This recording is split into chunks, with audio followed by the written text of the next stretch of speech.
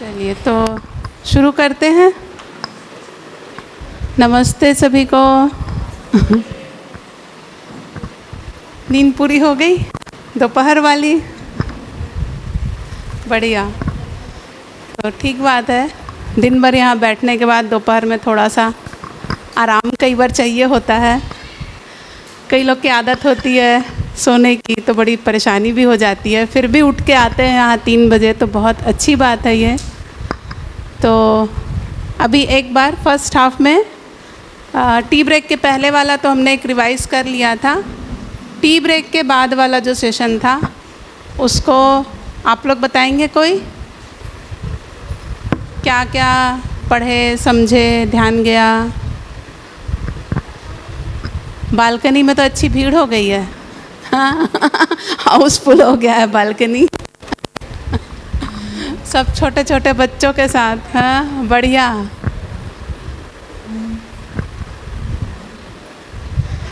एक बार रिकॉल कर लीजिए टी ब्रेक के बाद वाला।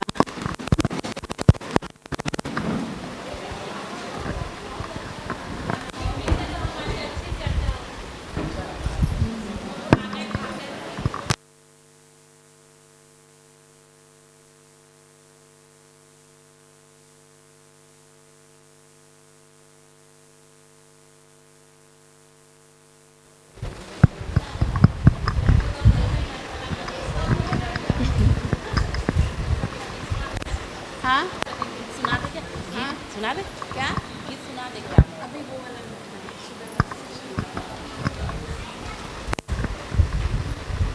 हाँ, तो रिकॉल हुआ।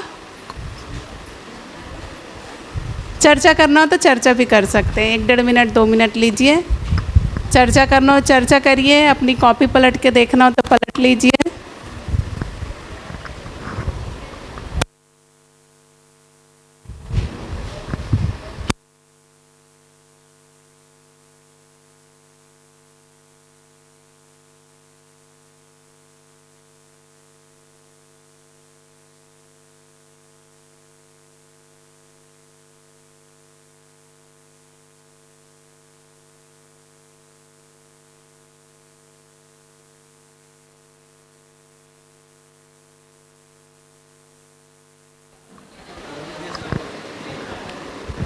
भैया टी ब्रेक के बाद वाला जो सेशन हुआ उसको अपन रिकॉल कर रहे हैं, उसको रिवाइज करेंगे, ठीक है ना? तो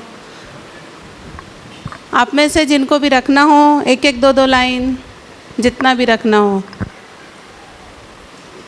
आप लोग की प्रैक्टिस के लिए अच्छा हो जाएगा।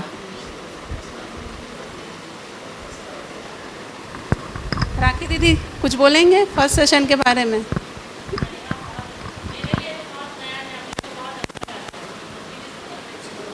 तो वही जो वहाँ बोल रहा है उसको माइक में बोल रही है। सभी को नमस्ते। मेरे को बहुत अच्छा लगा। मैं भी देखी, मैं इतना मतलब ऐसे पढ़ी हूँ दिव्य पद को, लेकिन इतना सिस्टमेटिक को इस तरीके से रख पाए मेरे को बहुत अच्छा लगा। और इससे क्या होता है कि एक और ना बाकी का सुनने का मेरा अच्छा हो जाएगा। और जो भैया बोले ना शुरुआत वाला, तो मेरे साथ भी ऐसा था। मैं जब 2009 में पहली बार परिचय शिविर की, तो बहुत आगे पीछे का बहुत नहीं पता था, तो बस कर ली। तो वो जो यात्रा है ना बाद में जानने का, वो बैक गियर लगता है। तो ये शुरुआत से ये मेरे को अच्छा लगा कि ये हो जाएगा। और जैसे भैया का रहता है ना 2 परिचय शिविर, उसके बाद अध्ययन, तो ये मेरा दूसरा परिचय शिविर है विधिवत वाला। इससे पहले अभी 10 दिन पहले एक और हो गया था। बढ़िया। जो दीदी ने दिव्य पथ बोला ना, की एक किताब है पतली सी, उसको नागराज जी की जीवनी है। वो सुरेंद्र पाल भैया हैं, हमारे एक वरिष्ठ भैया, रायपुर में रहते हैं। उन्होंने वो किताब नागराज जी के ही मार्गदर्शन में लिखी है, और उसको जानबूझ के पतली लिखने को कहा गया है। नागराज जी ने पतला लिखा है, और उसमें स्पेशली ये बोले हैं कि मेरा कोई महिमा मंडन मत करना। जो ये बात है, दर्शन की जो बात है, जो कंटेंट है, उसको सामने रखना, मेरा महिमा मंडन में ना जाए किताब, ऐसा स्पेशली बोले हैं। और उसी किताब से हमने ये निकाला है, स्पेशली इन्होंने निकाला है, ये जो सार निकाल के यहाँ पे प्रस्तुत कर रहे हैं। तो फर्स्ट सेशन में जो हमने, आप लोग और कोई किसी के याद आ गया होगा? भैया लोग इधर, दीदी विभा दीदी कुछ रखोगे फर्स्ट सेशन का, टी ब्रेक के बाद वाला session? Hello hello hello hello hello hello hello hello hello hello hello hello hello. भारतीय दर्शन के बारे में मेन बताए गए थे, वेदों को मानने वाला जो 6 दर्शन, षड दर्शन, उसके बारे में, और जो वेदों को नहीं मानने वाले जैन दर्शन, बौद्ध दर्शन और चारवाक दर्शन, उसके बारे में प्रकाश डाला गया। उसके बाद ये जो नागराज के जीवनी के बारे में बताया गया कि इनका जन्म 1920 श्रृंगेरी मठ में हुआ और इनकी जो मृत्यु है 2016 में हुई है। तो इसके बारे में पूरा डिटेल से बताया जा रहा था।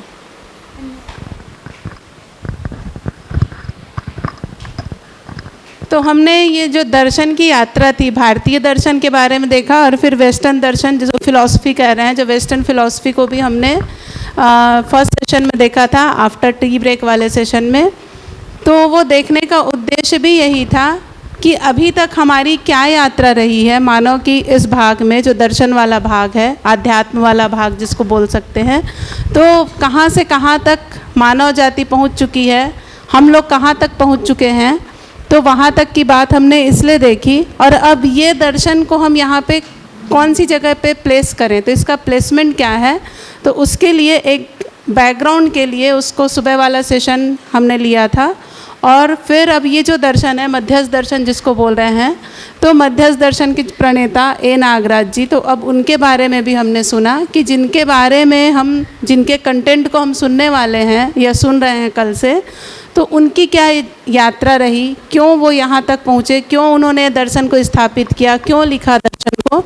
तो इसलिए हमने उनकी जीवन यात्रा को बहुत शॉर्ट में देखा। और फिर उसमें ये देखा कि 1920 में, मतलब जस्ट कुछ समय पहले ही, बहुत लंबा समय तो हुआ नहीं है, 1920 में उनका जन्म हुआ और वैदिक परंपरा से रहे, बहुत ही कर्मठ परिवार रहा, श्रमशील परिवार रहा, सेवा करने वाला परिवार रहा उनका, और वैदिक परंपरा से थे वे। वेद सारे उनके परिवारजन सभी ने वेदों को पढ़ा हुआ था। उनके मामा जो थे वो जो शंकराचार्य होते थे, उनको वो शिक्षा देते थे, वेद पढ़ाते थे। तो ऐसे परिवार से रहे।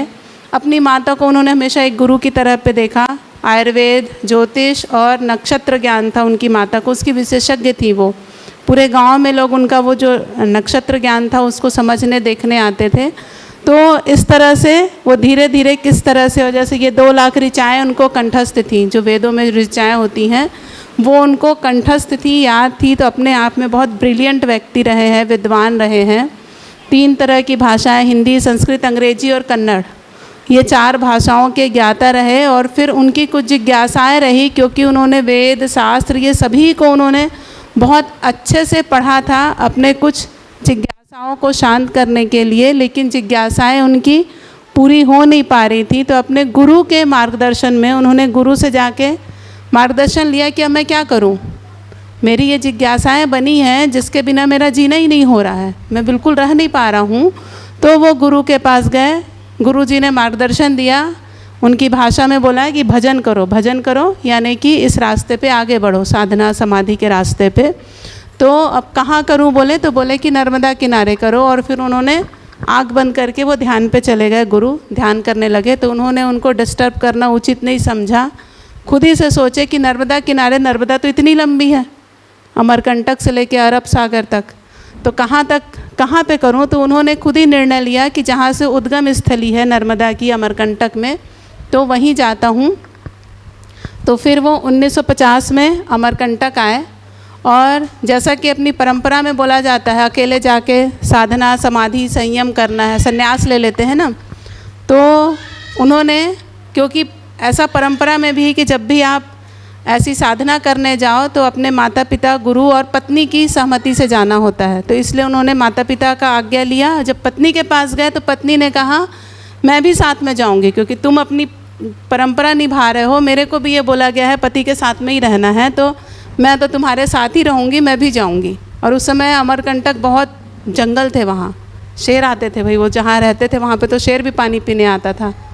तो पत्नी भी साथ में आई और फिर इस तरह से ये 1950 में उन्होंने साधना शुरू करी। तो यहाँ तक की बात हमने देखी थी, आगे का भाग फिर आप रखेंगे।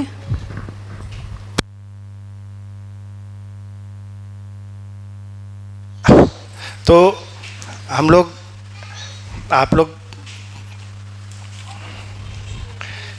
इसके एंड में एक टेस्ट होगा करके, तो हम लोग भूले नहीं, हम लोग टेस्ट लेंगे। ये सब जो मीनाक्षी ने रिवीजन कराया इसी में से मैं देख रहा था 14 प्रश्न हैं, एकदम सरल सरल वाले हैं, लेकिन टेस्ट तो हो। इसी को थोड़ा और आगे बढ़ा के वाइंड अप करते हैं। ये हम लोगों के शेड्यूल के हिसाब से, इसको बंद कर दें, लाइट गोल हुआ है अभी, इन्वर्टर से चल रहा है। तो हमारे टाइम टेबल के हिसाब से अभी हम लोग करीब 1 घंटे पीछे हो गए, ठीक है। लेकिन मैं फिर से पूछता हूँ, हम लोग क्यों सुन रहे हैं? ये बोर्ड ऐसे भर के क्या मिलेगा? क्या लगता है क्यों हम लोग सुन रहे हैं? हमको क्यों सुनना है? नागराज जी के बारे में हम क्यों ये जान रहे हैं? हम क्यों जान रहे हैं? मैं तो सुबह रखा ही था कि क्यों जान रहे हैं, लेकिन बताइए। जिज्ञासा बोल रहे हैं भैया, बताइए क्यों जान रहे हैं? हम लोग को क्यों जानना है? माइक में बोलिए दीदी, माइक दीजिए दीदी को।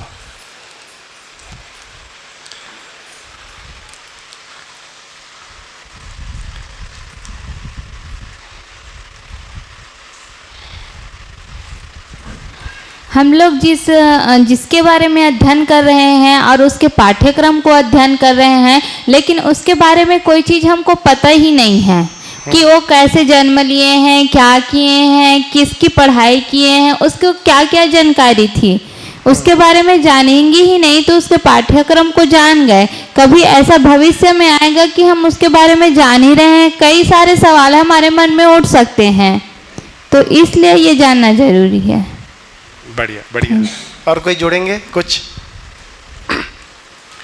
तो नागराज जी के बारे में जो हम लोग ये इसलिए सुन रहे हैं या जानना पड़ रहा है क्योंकि ये जो परिचय शिविर है ये 8 दिन का है, और हम किसी ऐसे व्यक्ति के बातों को अगले 8 दिन सुनेंगे, और वो जो व्यक्ति है वो खुद अपने बारे में जो उनकी डिटेल्स है अगर हमको वो पता होगा तो हम उसके सही मूल्यांकन को कर पाएंगे कि ये बात कितना भारी है या कितना इसमें हमको ध्यान देना है, कितना इन्वेस्ट होना है।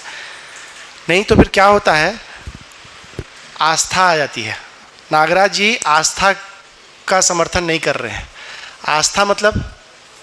आस्था का मतलब होता है बिना जाने मानना, बिना जाने मानना, बिना जाने मानना। आस्था क्या हो सकती है? आस्था सही भी हो सकती है और गलत के लिए भी हो सकती है। आस्था तो आस्था है। तो नागराज जी नहीं चाह रहे हैं कि हम आस्था से चलें, वो ये चाह रहे हैं, इसीलिए वो बोल रहे हैं कि प्रस्ताव है। कई बार मीनाक्षी ने बोला ना प्रस्ताव दे रहे हैं हम करके, क्योंकि प्रस्ताव का ये मतलब है कि मानना नहीं है, मानना नहीं है, तो फिर जांचना है और फिर उसके बाद जानना है। तो नागराज जी ये कह रहे हैं कि गुरु जैसा होने के लिए जैसा हो जाऊं, ये नहीं कि गुरु का फोटो लगा के मूर्ति लगा के पूजा करके तो गुरु जैसा हो जाऊं माने क्या है कि मेरा आचरण वैसा हो जाए, आचरण वैसा हो जाए, मैं अपने आप में एक रेफरेंस की तरह हो जाऊं। मेरे आने वाली पीढ़ियां ये ना बोलें कि तुम बोलते कुछ हो और जीते कुछ और हो, जैसा मैं बोलता हूं वैसा मैं जीता हूं। ये आचरण का मुद्दा है। आस्था में क्या होता है, हम उसी की फ़ोटो लगा के कहीं मंदिर मस्जिद गुरुद्वारे में या किसी किताब के लिए भी आस्था हो जाती है, कोई वांग्मय बोल के, है ना, उसको गलत बोल रहे हैं क्या? जो अभी तक जो भी पुराने विधियां हैं इतनी सारी, कोई मंदिर के लिए, मस्जिद के लिए, गुरुद्वारे के लिए, किसी गुरु जी के लिए, किसी देवी देवता के लिए, किसी महापुरुष के लिए या किसी किताब के लिए, वांग्मय है ना, पवित्र ग्रंथ है इतने सारे, तो उसको एक पूरा पैकेट बोल रहे हैं कि ये है। इससे क्या मिलता है? ज़्यादातर जो धर्म है उसमें मोक्ष, स्वर्ग, नरक, पाप पुण्य ये सब मुद्दे रहते हैं। सही है कि गलत है? है तो सही, लेकिन दुर्लभ है, बहुत कठिन है, सबके बस की नहीं है, सर्वसुलभ नहीं है। परिवार छोड़ना पड़ता है, सर्वसुलभ नहीं है बोलना पड़ेगा, और किसी किसी को ही होगा, विरले लोगों को ही ये ज्ञान होगा। उसके लिए भक्ति विरक्ति ही विधि है जो अभी उपलब्ध है। अभी जितने भी विधियां हैं वो बहुत ही कम लोगों के द्वारा कर पाना संभव है।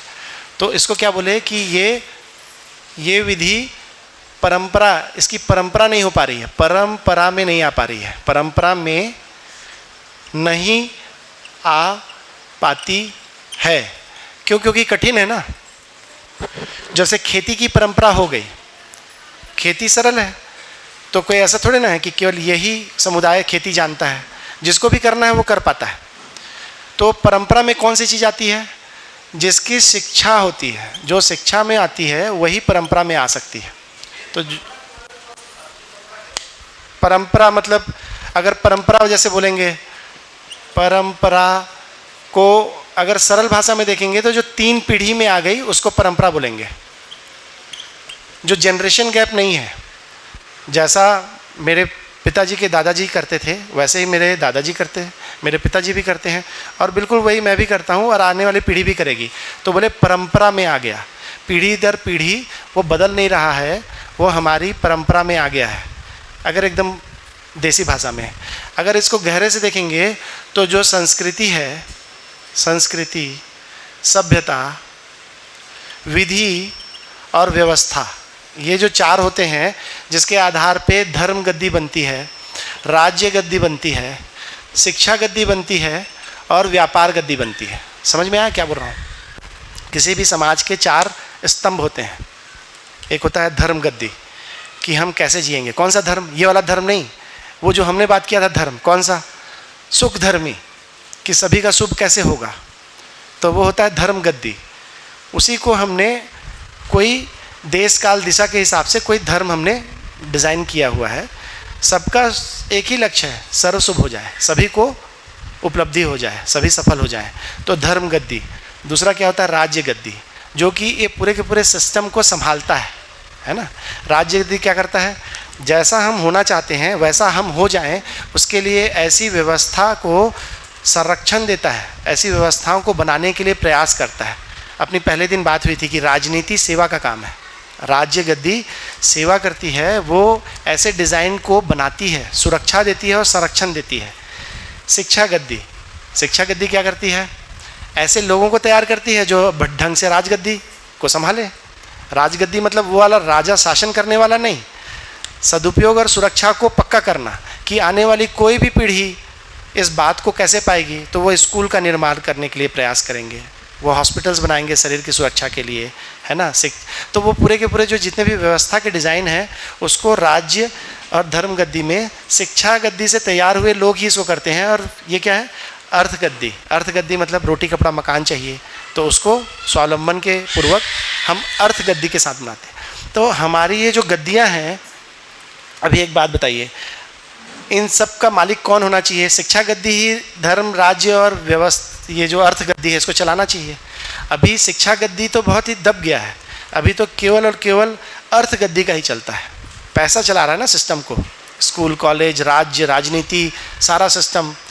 तो कहीं ना कहीं वो परंपरा हमारी क्या हो गई है? हमारी परंपरा दूषित हो गई है, दूषित हो गई है। परंपरा में सड़ी गली हो गई है, सड़ी गली परंपरा हो गई है। तो इसमें एक संदर्भ याद आ रहा है, नागराज जी ने बोला था कि 51% हर एक मानव सही जीना ही चाहता है। आज भी इतनी बदमाशियां हो रही हैं, उसके बावजूद हर मानव में 51% सही जीने का अंदर से स्वप्रेरणा है, खुद से ही वो अच्छा होना ही चाहता है। कोई भी आदमी जानबूझ के गलती नहीं करना चाहता है। 51% मतलब कि पूरी संभावना है कि वो सही जीना चाहता है। तो गड़बड़ कहाँ हो रही है? परंपरा दूषित हो चुकी है। तो जब बच्चा बचपन में न्याय का याचक सही कार्य व्यवहार करना ही चाहता है, इसीलिए वो सत्यवक्ता होता ही है। वो क्या बोलता है? पापा बोल रहे हैं, पापा घर में नहीं है। और फिर जब वो 20 साल का होता है तो वो बहुत अच्छे से झूठ बोल पाता है। क्योंकि उसके अंदर बेईमानी या चोरी को हम ढूंढने की कोशिश कर रहे हैं, हम आदमी में गलती ढूंढने की कोशिश कर रहे हैं ना। नागराज जी बता रहे हैं कि परंपरा जो है, परंपरा हमारी दूषित हो गई है।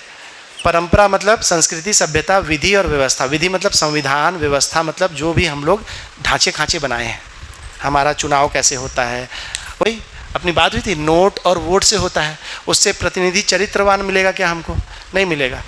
तो हम लोगों को कई बार ये गलतफहमी रहती है कि मैं तो इसी हॉल में सोचता था कि ये हमको क्या बोल रहे हैं, ये हमको नक्सली बना रहे हैं क्या?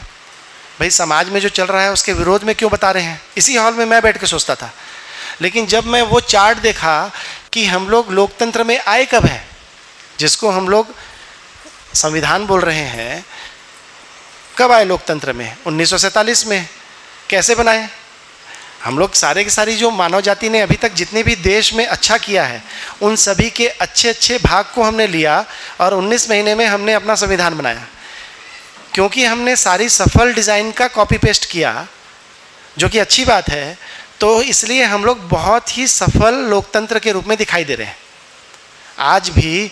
क्यों? क्योंकि 1990 के पहले क्या था बताया था मैं, 70 साल का सबसे बड़ा एक्सपेरिमेंट किया है मानव जाति ने, सोवियत यूनियन संघ वाला 70 साल का बड़ा प्रयोग है ना, बहुत बड़ा प्रयोग है। और कम से कम 10 लाख लोगों को अंडरग्राउंड कर दिया गया था, मतलब काट ही दिया गया था। जो लोग उस कार्ल मार्क्स, लेनिन ने वो लाया था ना, कार्ल मार्क्स, पूरी कहानी कुछ भी खुल जाती है। कार्ल मार्क्स 1850 से 56, इन्हें नहीं बोला था ना कि ये जो पूरा का पूरा समाज है ये द्वंद्ववाद है, द्वंद्ववाद है, द्वंद्वात्मक है, संघर्ष है समाज में, और संघर्ष से समाज ठीक होगा। उसी को तो रेड आर्मी बोलते हैं, उसी को नक्सली बोलते हैं। दर्शन है प्रॉपर वो है। उसी दौरान डार्विन भी आ गए। डार्विन ने 1850 में 1850 से 60 में उनने क्या बोल दिया था कि मानव जो है ना, वो सर्वाइवल ऑफ द फिटेस्ट है। सर्वाइवल ऑफ द फिटेस्ट मतलब कि हम लोग गलती से ऐसे हो गए, जो सर्वाइव कर सकता है तो दूसरों को संघर्ष से ही हम बचे हुए हैं, ऐसा करके एक आ गया। द्वंद्व है हमारे जीने में, ऐसे करके एक फिलॉसफी आई। ये पीछे नहीं था, पीछे तो हम लोग बड़े ही क्या बोलेंगे मधुरता से जी रहे थे। जो हमारे पुराने दर्शन हैं, जितने भी फिलॉसफी है, वो हम लोगों को ऐसा नहीं बोल रहे थे कि हम संघर्ष से आए हैं करके। लेकिन ये आधुनिक फिलॉसफी आई जिन्हें बोला हम द्वंद्व से, संघर्ष से और सर्वाइवल ऑफ द फिटेस्ट से आए हैं करके। इससे क्या हुआ, पूरी मानव जाति 1850 से 1905 तक, लोगों को बोरिंग लगेगा ना, लेकिन तो इतना ज़्यादा लोग हिल गए सिर्फ 50-60 साल में कि पूरी की पूरी राजशाही को उखाड़ दिए। रूस में राजशाही उखड़ गई, पूरी दुनिया में। जैसे बोलते हैं ना कि अंग्रेज लोगों का सूरज कभी नहीं डूबता था, ये 1850 में उनका सूरज नहीं डूबता था और 1950 में उनका पूरा ख़त्म हो गया, वहाँ का खुद का राजशाही ख़त्म हो गया था। जैसे तैसे करके उन लोग अपने राजा को बचाए। जैसे भारत में राष्ट्रपति का पद होता है ना, वैसे ही वहाँ उन लोग अपना राजा का पद बना बुनी के जैसे तैसे करके अपनी इज्जत बचाए। क्योंकि ठीक बगल में फ्रांस है, फ्रांस में क्या हुआ, राजा को काट डाले, है ना। जर्मनी, यहाँ रसिया में क्या हुआ, रसिया में भी तो यही किए। जो जार का शासन था 1915 में, उसको हटा के भी तो ये बना था ना। हम लोग का ही इतिहास है, हम ही लोग वहीं से आए हैं, हम लोग वही जी रहे हैं, हम लोग को पता ही नहीं हम क्या कर रहे हैं। ये जितने भी तरीके के हम विचारधारा बोलते हैं, लेफ्टिस्ट, राइटिस्ट, है ना। भारत का इतिहास देखो, 1900 के आसपास, 1915 के आसपास महात्मा गांधी का प्रभाव आया। महात्मा गांधी 1905 से 1910 के बीच में साउथ अफ्रीका में बहुत अच्छा करके आए। फिर उनने ये वाला नारा दिया, अहिंसा वाला, कि हम सत्याग्रह वाला। तो हम लोग बहुत ही डिफरेंट प्रैक्टिसेस को करते करते आए। अगर आप ढंग से इस संविधान और हमारे पूरे के पूरे सिस्टम को देखोगे तो आज की डेट में भारत का लोकतंत्र है वो पूरी मानव जाति का सबसे अधिक परिष्कृत डिज़ाइन है। इसीलिए लोकतंत्र को कुछ हद तक हम लोग सफल बोल रहे हैं ना, सफल बोल रहे हैं। लेकिन जो नागराज जी यहाँ पे थे, 1947 में आज़ाद हुआ और 3 साल तक वो 19 माह तक ये चलने वाले संविधान को अध्ययन करते रहे। कम विद्वान नहीं थे, बहुत ज़्यादा विद्वान थे। कैसे विद्वान थे, जब वो ये काशी से आए थे 1945 के आसपास, विवाह के पहले और बाद में, तो तो एक बारी उनको क्या लगा कि करीब 1 साल करीब यहाँ पे 1 साल उनको कवि बनने का वो हो गया। कवि थे, जैसे अभी होते हैं ना कवि सम्मेलन होते हैं, वैसे ही वो कर्नाटक में घूम घूम के कवि सम्मेलन अटेंड करने लगे और कवि गढ़ने लगे, कविताएं। आश्रु कवि थे। आश्रु कवि क्या होते हैं? आश्रु कवि हो गए थे वो। आश्रु कवि मतलब क्या होता है, जैसे उनको आप कुछ भी वस्तु दो, बहुत भाषा विद्वान थे ना, बहुत ही ज़्यादा विद्वान व्यक्ति थे, उनको कोई भी सिचुएशन दो वो तुरंत कविता गढ़ देते थे। तो मेघदूत करके एक लिटरेचर है ना, मेघदूत करके, वो संस्कृत से उनने कन्नड़ में ट्रांसफ़र किया था, ट्रांसलेट किया था। कन्नड़ कैसे लिखेंगे? कन्नड़, है ना। मेघदूत करके, कालिदास का मेघदूत, उसको कन्नड़ में ट्रांसलेट किए थे। जब वो ट्रांसलेट करके उस विशेषज्ञ को दिए, किसी संस्कृत विद्वान को, कन्नड़ जो जानते थे उनको, तो उनने क्या कहा कि अगर मेरे को पहले से पता नहीं होता कि ये ओरिजिनल मेघदूत जो कविता है जो संस्कृत में है, ये तुमने ट्रांसलेट किया है कन्नड़ में, अगर मेरे को पहले से पता नहीं होता तो मैं ये बता नहीं पाता कि ओरिजिनल कौन सा है। इस लेवल के भाषा के विद्वान थे। देखो अभी यहाँ ज्ञान हो रहा है ना, और इतना सारा एक्सपोजर है, पढ़ाई लिखाई, ये वो ऋचाएँ सब, ब्रह्म सत्य, ये सब कर रहे हैं।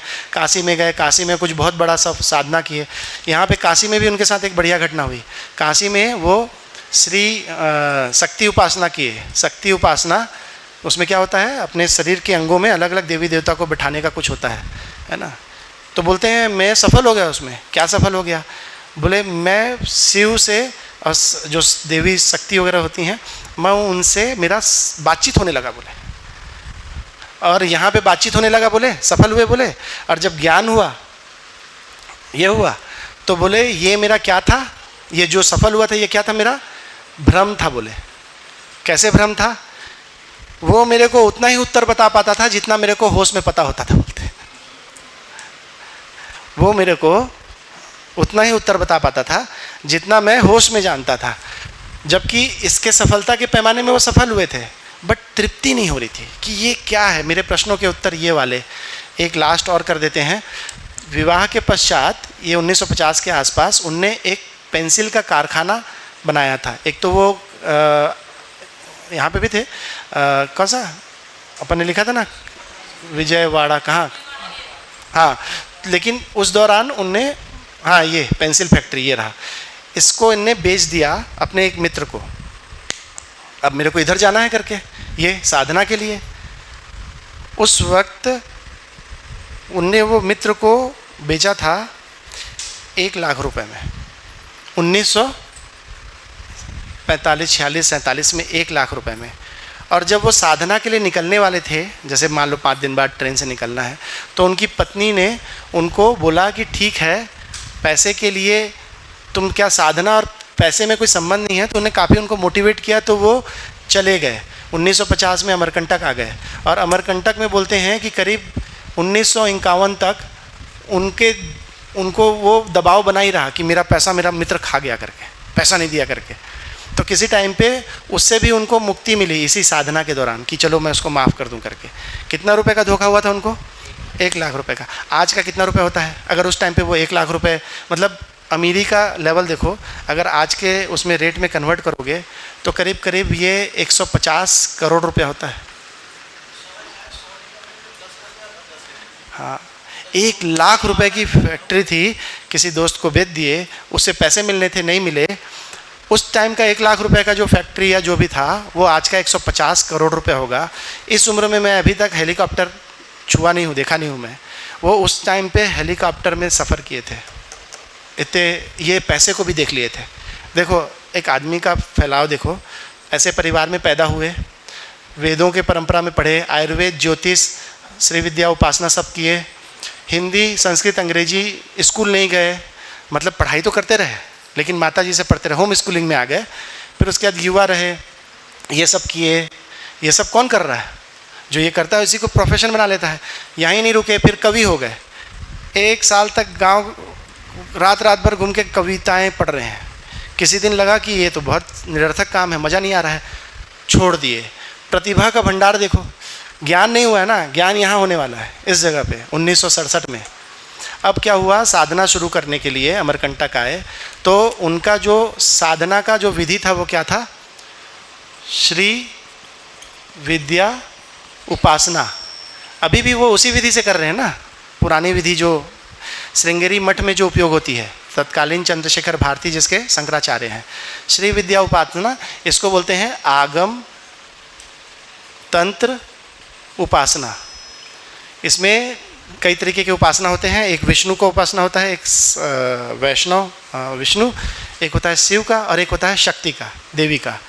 तो ये श्री विद्या उपासना शक्ति वाला था। इन्हें आगम तंत्र उपासना विधि से उसको करते हैं। अभी अगर हम लोगों को इसको रिलेट करना है कि वो क्या कर रहे थे, तो क्या बोलते हैं, अष्टांग योग। अष्टांग योग में होता है क्या क्या होता है, यम, नियम, आसन, प्राणायाम, फिर धारणा, ध्यान, समाधि। तो समाधि को ही टारगेट कर रहे थे, लेकिन इस विधि से कर रहे थे। ये योग दर्शन का अष्टांग योग नियम है, वो इस विधि से, आगम तंत्र उपासना विधि से समाधि को ट्राई कर रहे थे। 1960 से 1970 में उनको बहुत स्पीड मिलने लगा। हालांकि एक बड़ी बात है, अमरकंटक में जो साथ के लोग थे वो लोग उनको पीठ पीछे और कई बार सामने भी मना करते थे कि ये जो कार्यक्रम तुम कर रहे हो ये विवाह के साथ नहीं हो सकता, परिवार के साथ आप ये इसको नहीं पाओगे, इस समाधि की स्थिति को। कई लोग उनको डिमोटिवेट करते थे और वो उनको स्वीकार करते थे कि ठीक है आप हमारे शुभकामना के लिए हमको बता रहे हो, बट उनके गुरुजी ने तो बोला था, उन्होंने ही विवाह के लिए उनको कहा था और उन्होंने ही भजन करने बोला था, तो उनके अंदर तो निष्ठा थी। तो वो इसको लेके चले और समाधि तो 67-60 अभी देखो, अब यहाँ पे ना वो इस पूरे प्रोसेस को ही रिजेक्ट कर देने वाले हैं, पूरे प्रोसेस को रिजेक्ट कर देंगे। ये खास बात है। वो कहाँ गया झालू, आया था फिर चला गया? अच्छा, क्यों आया था? अच्छा, मैं ढूंढ रहा था। तो ये जो 60 से 67 के बीच में इनसे विद्वान लोग चर्चा करने आते थे। भाभा एटॉमिक सेंटर सुने हैं, होमी जहांगीर भाभा है ना, वो 1960 में होमी जहांगीर भाभा, डॉक्टर होमी जहांगीर भाभा अमरकंटक आए थे और इनके साथ व्यक्तिगत चर्चा हुई थी नागराज जी के साथ। उनके उस टाइम पे ये भाभा एटॉमिक रिसर्च सेंटर का प्लेसमेंट नहीं हुआ था, बनने वाला था। उनके पीएचडी स्कॉलर कोई रस्तोगी जी करके मिले अभी हमारे सुरेंद्र पाठक भैया को, तो उनने उसको वेरीफाई किया कि वो बोले हाँ, जब ये परमाणु ये सब सेटअप करने वाले थे तो ये अमरकंटक गए थे, ये हमको पता है। और किसी साधु से उनने बहुत गहरी चर्चा करी थी। क्या चर्चा हुई थी इन दोनों के बीच में? अभी ज्ञान नहीं, ये समाधि भी नहीं हुआ ना, उनके बीच में ये चर्चा हुई थी कि ये जो सूरज है इसके चारों तरफ ये 9 ग्रह जो घूम रहे हैं, है ना, इनके बीच में कौन सा बल लग रहा है, ये कैसे एक दूसरे से कंट्रोल्ड है, किस लेवल का बात हो रहा है। एक होमी जहांगीर भाभा, तो वो इस टाइप की चर्चाओं को, अपने विद्वान इतने थे कि ऐसा व्यक्ति इनके साथ ये चर्चा कर पा रहा है, तो उनका एक खुला, वो हमको खुले मन से देखना पड़ेगा कि अभी तो क्या है ना, कोई भी इस तरीके से बाबा बोलते हैं तो हमको क्या लगता है कोई पूजा पाठ की बात को फंसाने वाले हैं, लेकिन ऐसा नहीं है। उनका ट्रांजिशन देखना, अभी वहाँ तक जाते जाते ना IIT तक पहुँच जाएंगे वो। 1967 के आसपास उनको लगा कि मुझे समाधि हो गई, समाधि हो गई, उनको लगने लगा, बार बार ध्यान में बैठते थे, समाधि हो गई, जो भी लक्षण बताए गए हैं ऐसा हो गया। उन्होंने क्या कहा, मुझे समाधि हुई, मेरे प्रश्नों के उत्तर नहीं मिले, ज्ञान नहीं हुआ। खुलेआम बहुत भारी चैलेंज है, क्योंकि लोगों की, तो उन्होंने अपनी तरफ से निष्कर्ष निकाला कि मुझे समाधि हो गई, ज्ञान तो नहीं हुआ, तो ये मुझे काम नहीं कर रहा है। फिर उनको ये लगा कि समाधि होने का वेरिफिकेशन कैसे हो। कल को कोई बोल सकता है कि तुमको ज्ञान नहीं हुआ मतलब समाधि नहीं हुई। तो पतंजल योग सूत्र में एक संयम करके क्रिया होती है। ये जो संयम की क्रिया होती है ये सिद्धि के लिए लोग करते हैं, जो भी अपनी व्यक्तिगत सिद्धियों के लिए। बोले मुझे तो कोई सिद्धि चाहिए नहीं था, मुझे मेरे प्रश्नों के उत्तर चाहिए थे, है ना। उनके प्रश्न एक क्या था, ये चरित्र वाला, कि सही चरित्र क्या होगा, सही चरित्र का चयन कैसे होगा, चयन कैसे, समाज का गठन कैसे होगा, समाज से संबंधित है ना। एक प्रश्न था कि आचरण प्रमाण होगा या किताब। ये किताबों में उलझ गए ना। तो जो उस किताब को पढ़ रहा है तो किताब दिखा के वो समाज को चलाएगा कि वो किताब में जो लिखा है वो उसके आचरण में होना चाहिए, आचरण प्रमाण होना चाहिए या किताब प्रमाण होना चाहिए। बट आप देखो, ये जो मैं पीछे इतने सारे दर्शन बोला हूँ, आप्तवाक्य प्रमाण बोले हैं। आप्तवाक्य मतलब जो गुरु जी ने कहा है शब्द, उस शब्द को ही प्रमाण माना गया है। अब यहाँ से नाम लेने में गड़बड़ हो जाएगी, क्यों? क्योंकि देखो, सही गलत में वो सब सही होंगे, लेकिन वो विरले लोगों को मिल रहा है ना। ज़्यादातर जितने भी फिलॉसफी धर्म हैं, सब ने फाइनली किसी किताब में उसको समेट के अंदर डाल दिया है। यही है, उसको लाल रंग की किताब में बांध के रखते हैं और बोलते हैं कि इसी में ही। तो उनका ये प्रश्न था कि किताब प्रमाण होगा कि आचरण। अगर कोई व्यक्ति 20 साल से 30 साल से उस किताब के सामने रख के बैठा है और वो ऐसा जीता नहीं है जैसा अंदर लिखा है, तो वो प्रश्न उनको बहुत था। ये 4 और भी प्रश्न थे। आप्तवाक्य प्रमाण, ये सब ना फिलॉसफिकल क्वेश्चन है। हम लोग जब फिलॉसफी पढ़ते हैं तो हम लोग को पता चलता है। आप तो डायरेक्ट यूट्यूब देखें, अगर आप पढ़ते तो आपको पता चलता है कि इन प्रश्नों के आधार पे ही डिज़ाइन होता है। ठीक है, तो अब आगे बढ़ते हैं। तो उनको समाधि हुआ लेकिन ज्ञान नहीं हुआ। तो समाधि में ज्ञान नहीं होता है, साफ साफ वो लोगों को बोलने लगे। फिर उनको लगा मैं समाधि नहीं हुआ होगा तो समाधि को वेरीफाई कैसे करूं। तो उनने एक संयम की क्रिया करी। संयम की क्रिया लोग सिद्धि के लिए करते हैं। उन्होंने बोला मुझे सिद्धि नहीं चाहिए, मुझे मेरे प्रश्नों के उत्तर चाहिए। तो उन्होंने उसकी क्रिया को पलट दिया। मतलब कि ये जो धारणा ध्यान समाधि होता है, इन तीनों को एक साथ किया जाता है। समाधि की स्थिति में एक काम करते हैं, आप सभी ऐसा सोचो कि आप जिस कमरे में सोते हो रोज, है ना, उस कमरे में रोज सबका फिक्स है कमरा। उस कमरे में आपका कोई 500 रुपये का नोट है ना, वो उस कमरे में कहीं आपने रखा था और अब नहीं मिल रहा है। ठीक है, आप खूब ढूंढ रहे हो, नहीं मिल रहा है उसी कमरे में, सामान बहुत ज़्यादा है। ठीक है, आप एक कुर्सी में बैठो और फिर उसके बाद उस कमरे को अपने उसमें लेके आओ और फिर सोचो कि क्या क्या संभावना है कि वो कहाँ कहाँ हो सकता है। भाई ये तो कन्फर्म है कि उस कमरे के अंदर है, लेकिन क्या क्या संभावना, क्योंकि ढूंढ भी चुके हो।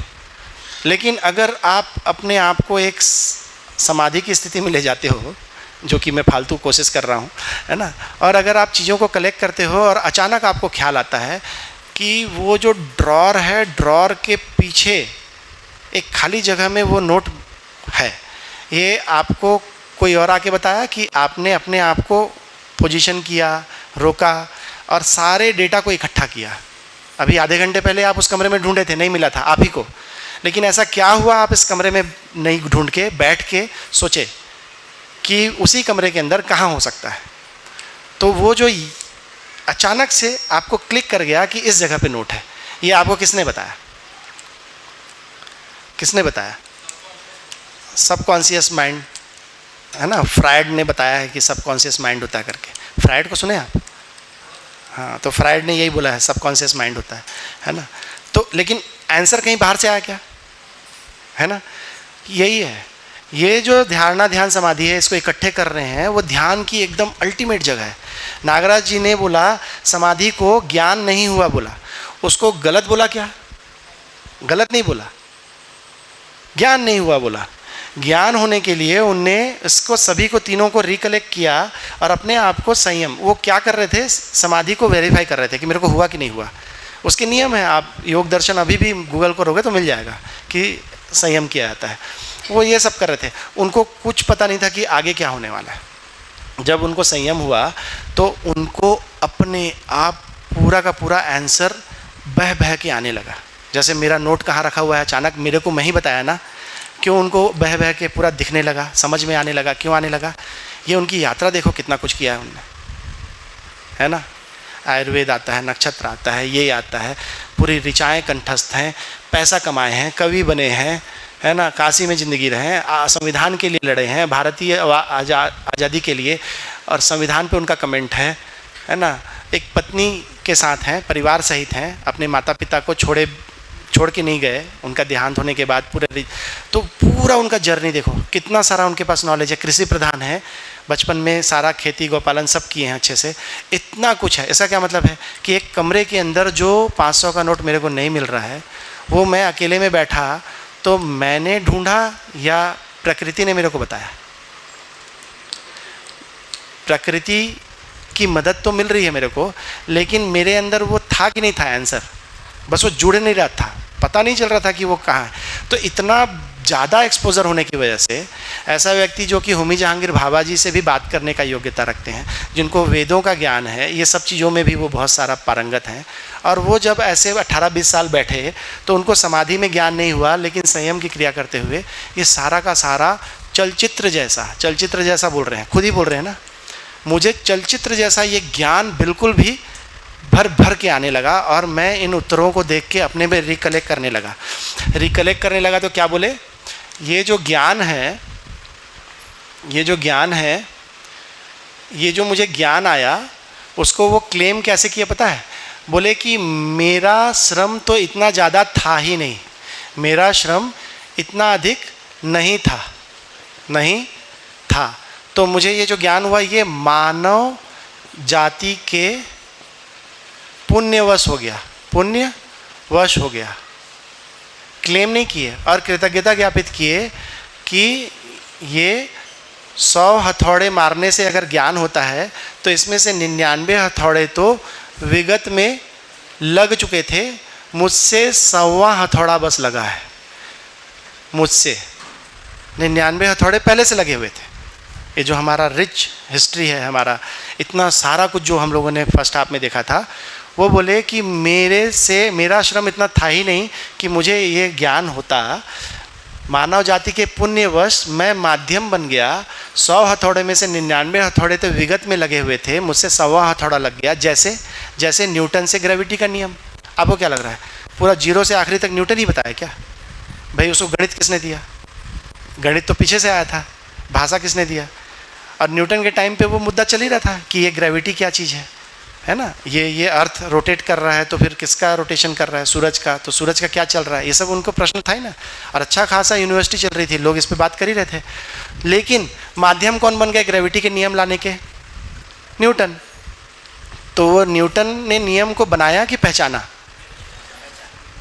उनके पहले भी था। ऐसे ही नागराज जी कह रहे हैं कि मैंने ये जो नियम है, जो मध्यस्थ दर्शन जीवन विद्या है, ये मैंने बनाया नहीं है, मुझसे 100वां हथौड़ा लग गया, मैंने बनाया नहीं है, मैंने पहचाना है।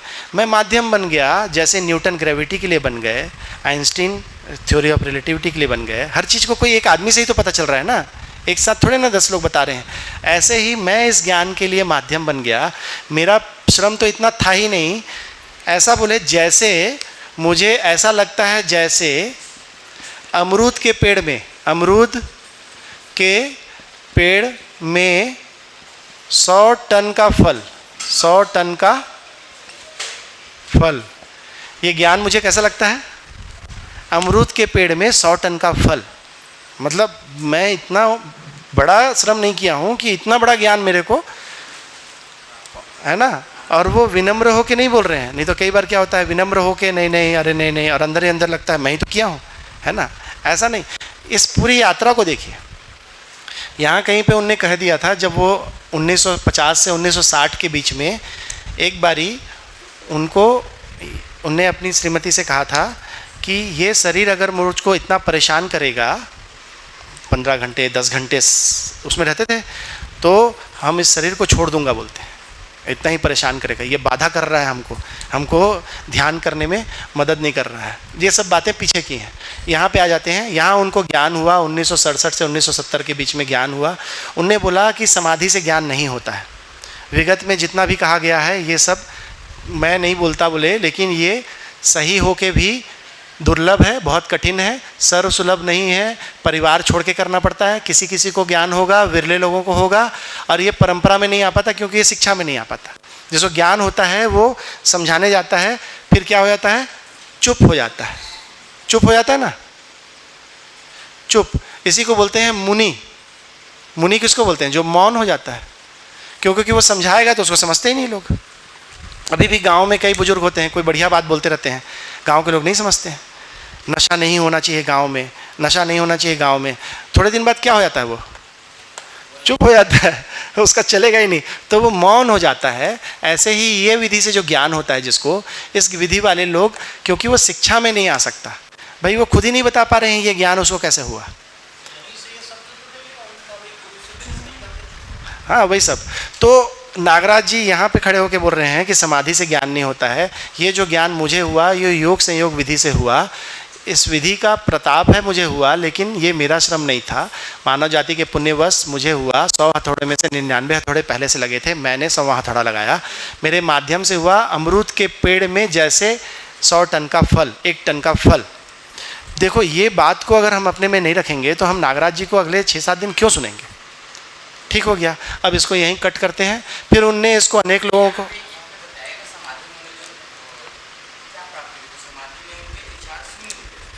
हाँ उतने डिटेल में परिचय शिविर में जाने की जरूरत है, सब किताबों में। तो समाधि में क्या होता है, विचार शून्य हो जाता है, आशा विचार इच्छा चुप हो जाती है। बोलते हैं मेरी आशा विचार इच्छा, बहुत अच्छी स्थिति है। समाधि को वो नकारे नहीं ना, बोले ज्ञान नहीं हो रहा है, लेकिन उनके अंदर जो ये पीड़ा थी इसकी, ये पीड़ा से वो मुक्त हो गए, बट उत्तर नहीं मिले, नहीं हुआ बोल रहे हैं वो। वही तो वो बोल रहे हैं, ध्यान से ज्ञान नहीं हुआ उनने, इसीलिए मेडिटेशन, जितने भी मेडिटेशन की विधि हैं उस विधि से खुद को ज्ञान हुआ। उनको मेडिटेशन से ही ज्ञान हुआ ना, लेकिन जब उनको ज्ञान हुआ तो बोले नहीं मुझे समाधि से नहीं हुआ, मुझे तो संयम में कुछ कुछ प्रयोग किया तो हुआ।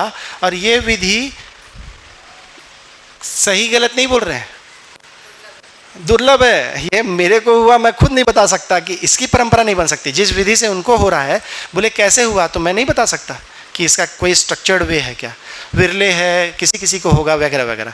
उनने बोला मैं इसको शिक्षा में लाने के लिए, उनने ये जो पूरा डिज़ाइन है वो ज्ञान हुआ उनको कि ये शिक्षा के लिए क्या डिज़ाइन होना चाहिए, तो उसको उन्होंने मध्यस्थ दर्शन जीवन विद्या कहा है। एकदम डिफरेंट प्रपोजल है ना, वो कोई पुरानी परंपराओं के जितने भी मेथड हैं उसका विरोध नहीं कर रहे हैं, उसकी वो बात ही नहीं कर रहे हैं, वो इस मैदान में है ही नहीं। वो बोल रहे हैं मैं विकल्प की बात कर रहा हूँ, विकल्प, ठीक है, तो उसी को बोल रहे हैं मध्यस्थ दर्शन। और वो ये नया बात बता रहे हैं, इसीलिए ये सेंटर है, और ये सेंटर उसी बात को बता रहा है कि हमको पुराने से कोई विरोध नहीं है, पुराने में तो हम हैं ही भाई, हम तो हैं ही पुराने में, लेकिन जो ज्ञान होने का जो प्रस्ताव है वो आगे देखो अब क्या बोल रहे हैं कि 1990 के आसपास वो बहुत सारा लोगों को ये बताते रहे। 1980 से 90 के बीच में वो बहुत सारे प्रयोग करते रहे। ये बात को वो बोलते थे तो लोग माला पहनाते थे और नारियल चढ़ा देते थे, माला पहनाते थे नारियल चढ़ा देते थे, ज्ञानी तो थे ही, लेकिन उनको तो समझ में आ गया था कि शिष्य को वो नहीं जा रहा है। उनको ये 70 से 80 में ये समझ में आया कि जो साइंस बैकग्राउंड का है, जिसने विज्ञान पढ़ी है, जो थोड़ा बहुत विज्ञान जानता है, ये लोग मुझे ज़्यादा ध्यान से सुन रहे हैं।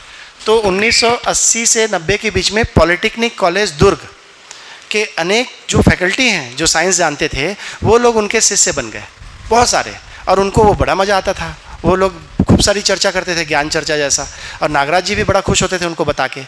तो पॉलिटेक्निक कॉलेज दुर्ग के लोग कैसे बनते हैं प्रोफेसर पॉलिटेक्निक कॉलेज में, कहीं पीएचडी करते हैं। तो यहाँ के किसी ने पीएचडी किया था आईआईटी दिल्ली में, उन्होंने नागराज जी से आग्रह किया कि आप ये जो बात बताते हैं ये हमारे कैलिबर से अधिक का है, तो आप क्या आईआईटी दिल्ली में जाके इस बात को रखोगे। तो और बहुत कुछ चल रहा है ना, बहुत सारा प्रचार प्रसार हो ही रहा है। लेकिन 1990 के आसपास उनको आईआईटी दिल्ली में बहुत सारे प्रोफेसर लोगों को बोलने का 3 दिन का अवसर मिला। देखो कहाँ जा रही है बात, कहाँ से शुरू हुई है, इधर से, और पहुँच कहाँ गई है आईआईटी दिल्ली में। वहाँ के गेस्ट हाउस में 3 दिन का उनका सेशन रखा गया 90s में, 1990 के आसपास। वहाँ पे जो सुनने वाले अनेक प्रोफेसर थे, उन लोगों के साथ बहुत सारी घटना है, उसको छोड़ के बोलते हैं। उसमें से एक व्यक्ति रहे प्रोफेसर यशपाल सत्य, ये नाम याद रखना, प्रोफेसर यशपाल सत्य, ठीक है।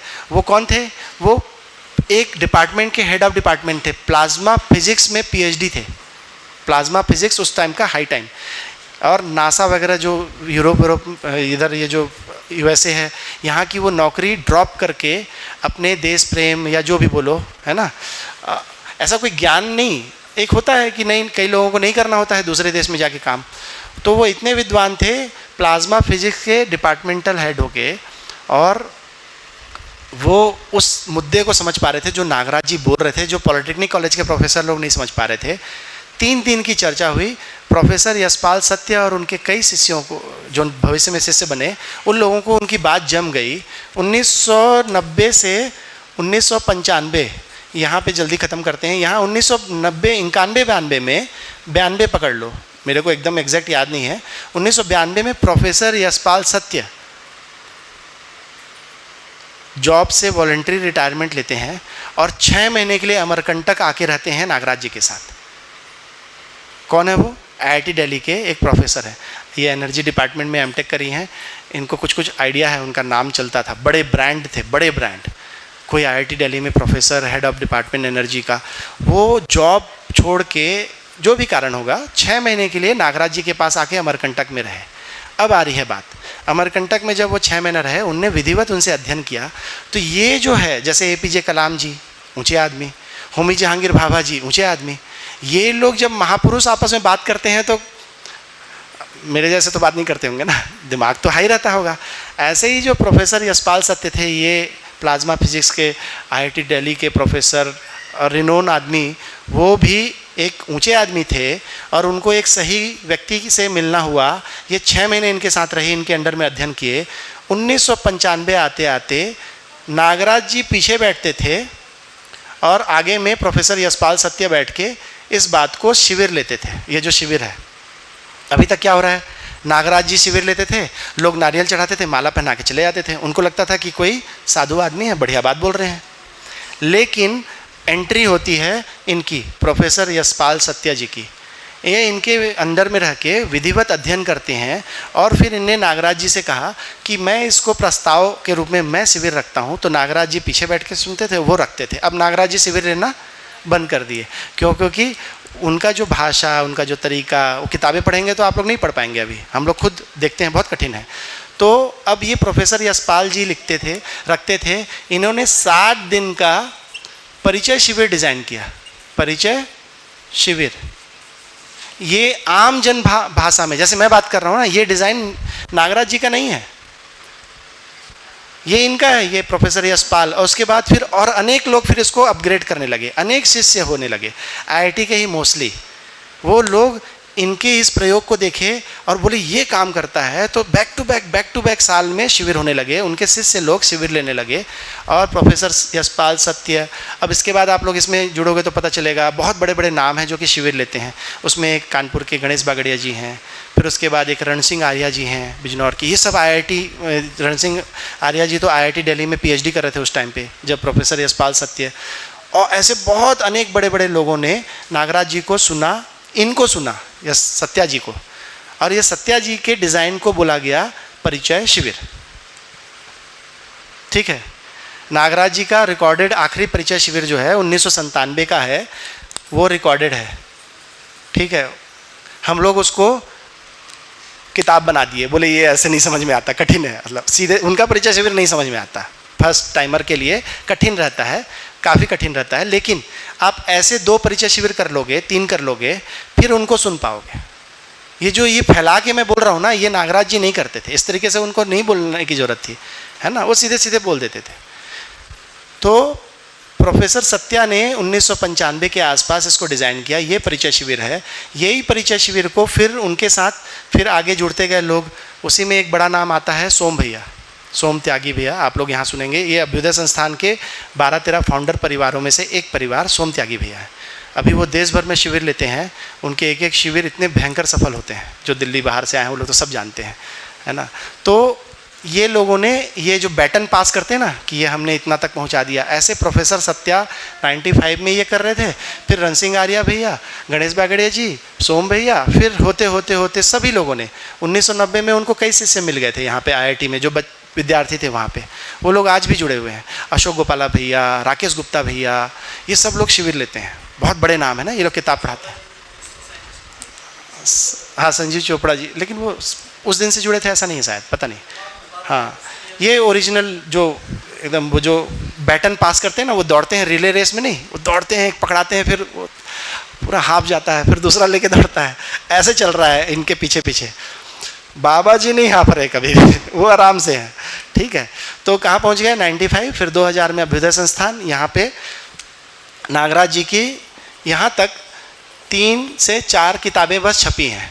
नागराज जी ने अनेक किताबें लिखी हैं, हर एरिया पे लिखी हैं। उसमें से ये अभ्युदय संस्थान खुलने के बाद 2005 तक अभ्युदय संस्थान के जो फाउंडर लोग हैं, इसमें से 1-2 लोग जैसे सोम भैया, BR भैया हैं यहाँ, इसके एक फाउंडर हैं, वो हस्बैंड वाइफ मिलके नागराज जी ने अपनी सभी किताबों को प्रिंट कर लिया। 11 किताबों को, पूरी किताबें प्रिंट हो गई। और फिर 2008 में योग संयोग विधि से छत्तीसगढ़ शासन के एक एजुकेशन सेक्रेटरी थे, उनको ये बात कहीं से पहुंच गई। उनने एक कोर्स डिज़ाइन करा कि सारे शिक्षक आके यहाँ पढ़ाई करेंगे। 1 महीने में 15 दिन, 10 महीने का कोर्स डिज़ाइन किया। उसी में राखी दीदी के श्रीमान जी भी आए और देश भर के, छत्तीसगढ़ के 2008 से 2013 तक चला होगा। इसमें मान के चलो कि करीब 250 से अधिक टीचर सरकारी तनख्वाह लेके आधे महीने काम करते थे, आधे महीने यहाँ आके उस अध्ययन को किए, जो 11 किताबों का अध्ययन। ये सब डिज़ाइन होने का ये भूमि है। ऐसा नहीं है कि बाकी लोग प्रयास नहीं कर रहे थे। इसी दौरान 2000 के आसपास कानपुर में बहुत बढ़िया काम हो रहा था, कानपुर में, फिर देश भर में, बिजनौर में बहुत बढ़िया काम हो रहा था। इस वर्ष का राष्ट्रीय सम्मेलन जो जीवन विद्या का होने वाला है, वो बांदा यूपी में होने वाला है। वहाँ पे भी आवर्तनशील खेती करके एक प्रेम सिंह भैया हैं, वो इस बार का सम्मेलन उनने लिया है। अगले साल का सम्मेलन हमने लिया है, रायपुर वालों ने। हम लोग कराएंगे अगले साल का सम्मेलन, कम से कम देश भर से 1000 लोग आते हैं उसमें, काफ़ी बड़े स्केल पे होगा। आप लोग भी उसमें आओगे जो कंटिन्यू करोगे, है ना। तो सम्मेलन मतलब वो एक तरह से बहुत बढ़िया रहता है, सारे दिग्गज लोग वहाँ पे दिखाई देते हैं। देखो ये पूरा का पूरा डिज़ाइन है ना, ये आस्था का नहीं है। आपको इसमें सारे के सारे पढ़े हुए, समझे हुए और इसको प्रैक्टिस करने के बाद स्वीकारे हुए लोग मिलेंगे, और ये मुद्दा है। तो कहाँ पे आ गए अपन, 2016 में फिर नागराज जी का 2-3 साल तक आखिरी में शरीर बहुत ही अव्यवस्थित हुआ, और एक आम आदमी जैसे बीमार होके सारी समस्याओं के साथ होते होते आराम से शरीर सो रहे। ऐसे कोई जादूगर या चमत्कारी बाबा की तरह नहीं थे, कभी भी नहीं थे। डॉली दीदी तो बैठी हैं, मतलब छक के खाते थे, खूब खुश होते थे, हंसना होता खूब हंसते थे, कोई एक भी ऐसा आडंबर नहीं था। उनके वीडियो देखोगे तो वो पुराने बुजुर्ग लोग जो इस टाइप का बनियान वाला पहनते थे ना, इधर पॉकेट, हाँ, वो पहन के बैठे हुए हैं, हाँ हाँ हंस रहे हैं। कभी गर्मी लग रही है तो वो बनियान पेट तक उठा लिए हैं, तोन दिखाई दे रहा है बड़ा सा, ऐसा चल रहा है। मतलब उनका कोई ऐसा आडंबर नहीं। और क्लेम ऐसा कि APJ कलाम जी को तक बोल दिए कि तुमको मेहमान का स्वागत करना नहीं आता। एक जो आदमी का जो ऊंचाई होता है वो आचरण से होता है। तो फिर मैं जागृत मानव हूँ, मेरे पास मानव जाति के सभी प्रश्नों के उत्तर हैं, ये बोल के वो बड़े बड़े सभाओं में गए हैं। बड़े बड़े जितने भी उस वक्त के तत्कालीन जितने भी बड़े लोग हैं, उनको ये समझ में आता था। यहाँ के जो मुख्यमंत्री रहे डॉक्टर रमन सिंह, वो अनेक बार आए, उनसे मिले। उनके जो सुपुत्र हैं अभिषेक सिंह, जो सांसद भी बने राजनांदगांव से, वो यहाँ पे कई बार शिविर करने आए। फिर उसके बाद अभी उनका विवाह हो गया है, निरंजन धर्मशाला में शिविर होता है, तो आते हैं अपनी पत्नी के साथ, बिटिया के साथ, अपने दोस्तों के साथ शिविर करते हैं, है ना। तो ये सब मुद्दे हैं। मेरा क्या कहना है कि नागराज जी को कोई फौज या भीड़ खड़ी नहीं करनी थी, नहीं तो वो आश्रम बना लेते ना खूब सारे। उनने तो इस संस्थान तक को क्लेम नहीं किया, ये संस्थान में भी उनका कोई ओनरशिप नहीं रखा। उनने बोला ये तुम लोगों को जो करना है करो, कुछ जानकारी चाहिए, मैं जागृत मानव हूँ, मेरे पास मानव जाति के सभी प्रश्नों के उत्तर हैं। बढ़िया से अपनी फैमिली, अपनी पत्नी, 3 बेटे, 2 बेटे साथ में और 1 बेटी, और बढ़िया एक आम बुजुर्ग आदमी जैसे अपने परिवार में रहता है दादाजी बन के, वैसा अपनी ज़िंदगी जिए। इतनी ऊंची हस्ती होने के बावजूद एक सामान्य ज़िंदगी को जीते हुए लोगों को प्रेरित करते रहे। इसीलिए आपको जीवन विद्या में अभी जो टेक्निकल लोग हैं, जो इंजीनियर्स हैं, जो कि आस्था से तो नहीं आएंगे, आस्था से हम जैसे लोग तो नहीं आएंगे, जो ये काम करता है, ये मेरे आचरण में काम करता है, मेरे जीने में काम करता है, मेरी पत्नी में, मेरे बच्चों में, मेरे माँ बाप में, मेरे आचरण में काम करता है, और मैं इसको डेली कैलकुलेट कर पाता हूँ। अगर फ़ायदा नहीं मिलेगा तो हम तो गाड़ी भी खरीदे रहते हैं, और एवरेज नहीं देती है तो जिससे खरीदे हैं उसका जीना हराम कर देते हैं कि तुमने गलत क्लेम करके हमको ये गाड़ी बेच दी करके, है कि नहीं। ये तो पूरी ज़िंदगी की बात है। तो इसको तो हम बहुत बारीकी से जांचते हैं, और जितना जांचते हैं उतना पूरा पड़ता है। तो इतनी बातों के साथ एक आखिरी इसका सार कर देते हैं, फिर आप लोगों का क्या होगा, टेस्ट, है ना। टेस्ट होना है। तो इसको मिटा दूं, इसका फोटो खींच लेते हैं, फोटो खींच लो। लाइट नहीं आ रहा ना, जनरेटर चालू करवा लेते हैं। ठीक है, मैं वन साइडेड थोड़ा रखा हूं ताकि आप लोगों को एक ये जाए कि ठीक है इनको सुनना है करके।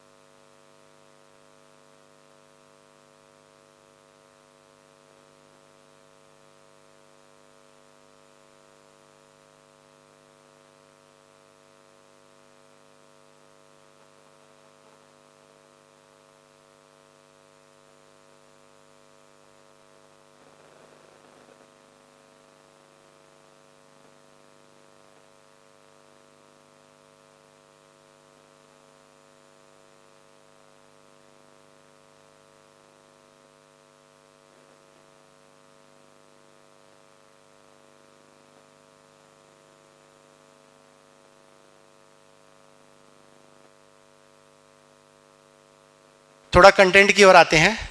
ये जो नागराज जी के बारे में बताया, ये कंटेंट का हिस्सा नहीं था। ये तो मैं आप लोगों को एक मूल्यांकन हो जाए कि हम किसको सुन रहे हैं, किनको सुन रहे हैं, किस हस्ती को सुन रहे हैं। अब इसके हिसाब से आप लोग अपना जोड़ लेना, ठीक है। तो अब अंतिम बात में आते हैं कि ऐसा क्या दे रहे हैं नागराज जी, ऐसा क्या बता रहे हैं जो हम लोग इतना अभिभूत हैं, इतना उनका महिमा बता रहे हैं, तो उसको भी सुनने की ज़रूरत है। तो ऐसा क्या नया है, क्या नया है, क्या नया है, इसको हम लोग देखते हैं, ठीक है। तो पहला है, ऐसे लिखूंगा ना, मैं तुम्हारा टेबल सोच रहा हूँ, तुम किधर जाओगे। ये आदर्शवाद, भौतिकवाद, सहअस्तित्ववाद, यहाँ रहेगा आदर्शवाद ना, तभी वो आगे जाएगा, ठीक है। तो पहला है आदर्शवाद, पहला। दूसरा क्या बोलेंगे अपन, भौतिकवाद। और नागराज जी ने जो प्रस्ताव दिया है उसको बोला है उन्होंने सह अस्तित्ववाद बोला है। ये नाम याद रखेंगे, टेस्ट में आने वाला है, देखना, है ना। बहुत टाइम लग रहा है, इसलिए मैं सोच रहा हूँ कि मैं जल्दी जल्दी समेट देता हूँ ताकि मीनाक्षी को भी इसमें ऐड करने का मौका मिले 4:30 के पहले पहले, ठीक है। देखिए,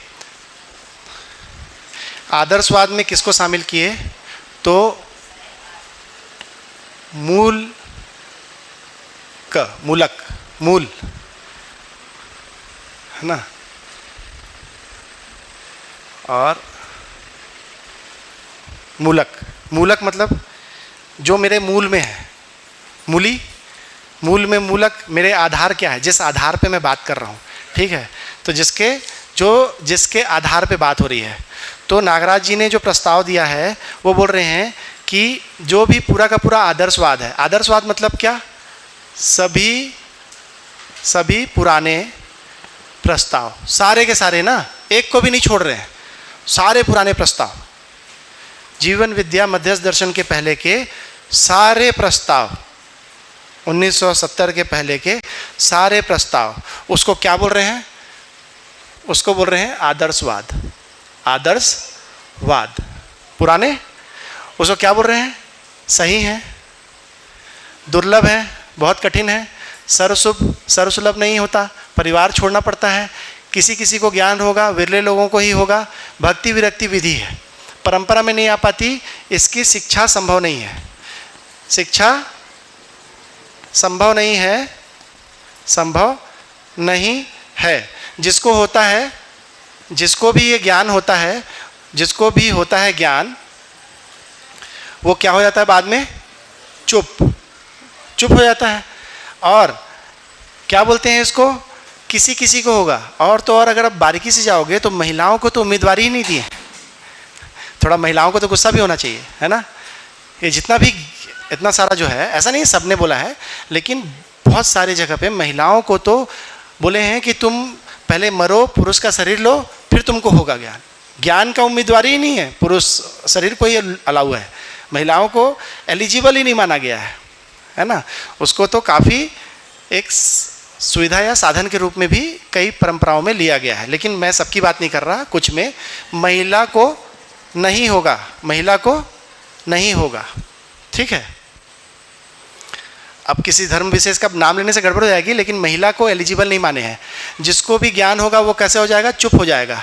और महिला को नहीं होगा। और क्या बोले हैं? जैसे गूंगा गुड़ खाए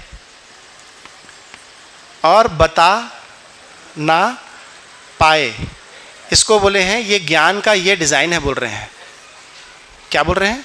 गूंगा गुड़ खाए और कैसे बताएगा ज्ञान? इसीलिए बोले कि ये अव्यक्त है, अव्यक्त है, अनिर्वचनीय है, अनिर्वचनीय है। इसको वचन बोल के नहीं बताया जा सकता, बोल कर नहीं बताया जा सकता, इसको व्यक्त नहीं किया जा सकता। जिसको ज्ञान हुआ है वो उसको हुआ है, तुम क्या कर लोगे करके? समझ में आ रही बात? सबसे पहले ये मिक्स मत करिएगा, गलत नहीं बोल रहे हैं, सही है ना? उसी विधि से उनको भी हो रहा है, लेकिन दुर्लभ है, बहुत कठिन है, सर्वसुलभ नहीं है, वगैरह वगैरह, और ये सब मैंने लिख दिया है। तो पूरे आदर्शवाद को एक पैकेट में डाल दिए, जो किसी ईश्वर, है ना? एक मिनट। तो फिर वो किसी मूल में क्या होता है? रहस्य होता है। मूल में बोल रहे हैं, रहस्य मतलब रहस्य मूलक। रहस्य मूलक, रहस्य का क्या मतलब होता है? जो कल्पना में आए लेकिन प्रैक्टिस नहीं कर सकते, आप प्रैक्टिस नहीं कर सकते, या जिसकी शिक्षा डिजाइन नहीं हो सकती, एजुकेशन में नहीं आएगा। जो समझ में आ रहा है? रहस्य का मतलब क्या है? कि ये इसको हम सबको नहीं बता सकते, ये कुछ लोगों को ही, यही मुद्दा है। तो रहस्य मूलक है। आदर्शवाद कैसा है? रहस्य मूलक है। और भौतिकवाद खाओ पियो, है ना? तो उसका मूल में क्या है? उसके मूल में अस्थिरता है, अस्थिरता और अनिश्चयता है, अनिश्चयता मूलक है। और सहअस्तित्ववाद कैसा है? तो इसके मूल में नागराज जी ने बताया है कि अस्तित्व मूलक है। अस्तित्व मतलब जो है, जो दिखता है, जो भी है, ये मूल में है। तो अब इसमें कोई रहस्य है क्या? तो नागराज जी ने क्या कहा? ब्रह्म सत्य जगत मिथ्या प्रश्न बना था, उनको ज्ञान हुआ। उत्तर क्या मिला उनको? उनको उत्तर मिला कि ब्रह्म तो सत्य है ही, है ना? उन्होंने जगत जो है, जगत को परंपरा में क्या कहा गया था? उनके मिथ्या। मिथ्या मतलब झूठ। तो नागराज जी को ज्ञान पूर्वक क्या पता चला? कि ब्रह्म सत्य है, जगत क्या है? शाश्वत है। शाश्वत मतलब कि ये जो पूरा संसार है, ये सदा सदा है, रहेगा, बदलता रहेगा, परिवर्तनशील है, मिथ्या नहीं है। ये उनको ज्ञान में पकड़ में आया। इसीलिए अस्तित्व को मूलक बोले। जो पूरा अस्तित्व है, जो दिखाई दे रहा है, मेरी आंखों से दिखाई देता है, इसको उन्होंने बोला कि ये आधार है और ये रहस्य इसका मूलक है। रहस्य मूल में है मतलब जो कल्पना में आए लेकिन प्रैक्टिस नहीं कर सकते, जिसकी शिक्षा संभव नहीं है। जिसको हुआ है उसको हुआ है। जैसे गूंगा गुड़ खाए और किसी को ना बता पाए। गलत बोल रहे हैं क्या? गलत नहीं बोल रहे हैं, उसी विधि से आए हैं, लेकिन ये शिक्षा में नहीं आ रहा है। भौतिकवाद तो अस्थिरता अनिश्चयता है, मतलब कि सुख दुख साथ साथ है, आपका सुख भी सही है, आपका भी मान्यता सही है, सब कुछ सही है, कोई निश्चित आचरण की बात नहीं हो रही है। और कोर में जाएंगे तो जो परमाणु के स्तर पे मानव जाति ने हेजनबर्ग का अनसर्टेनिटी प्रिंसिपल है ना, अनिश्चित है, कोई भी चीज़ को निश्चित नहीं कर पा रहे हैं। यूनिवर्स को क्या बोल रहे हैं, बिग बैंग से आया 13.19 बिलियन ईयर्स पहले, और कैसे हुआ, फूटा बोलते हैं, उसी टाइम पे टाइम भी बना, और क्या बोलते हैं, ये एक्सपांड हो रहा है, अस्थिर है, ये पूरा अस्तित्व कैसा है, अस्थिर है बोल रहे हैं। साइंस बोल रहे हैं ना ऐसा, नागराज जी उसको चैलेंज कर रहे हैं। जब आप लोग डिटेल में आओगे तो पता चलेगा कि साइंस भी एक कल्पना ही बता रहा है, कोई उनको थोड़ी ना पता है।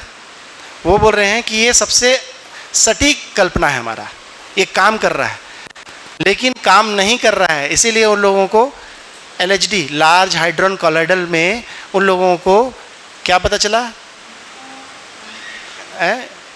हिग्स बोसान गॉड पार्टिकल का पता चला।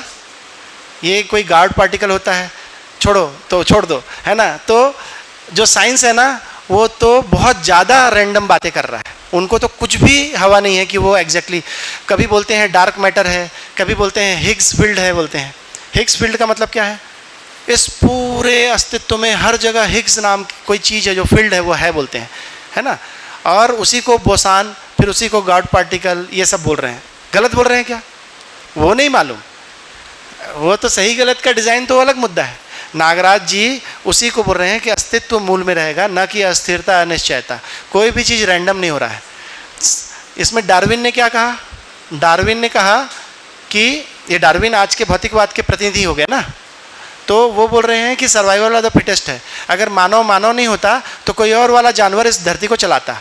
नागराज जी बोल रहे हैं ऐसा नहीं है, ये पूरा का पूरा ऑर्गेनाइज्ड है।